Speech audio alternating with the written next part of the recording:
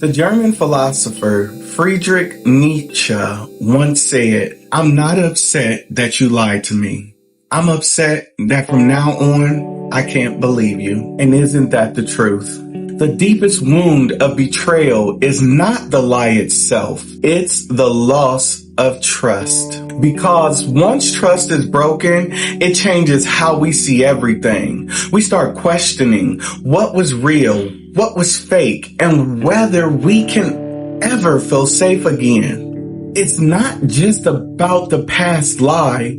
It's about the shadow it leaves on every future word. But here's the good news. While you can't control whether someone lies to you, you can choose how you move forward. You can rebuild trust within yourself.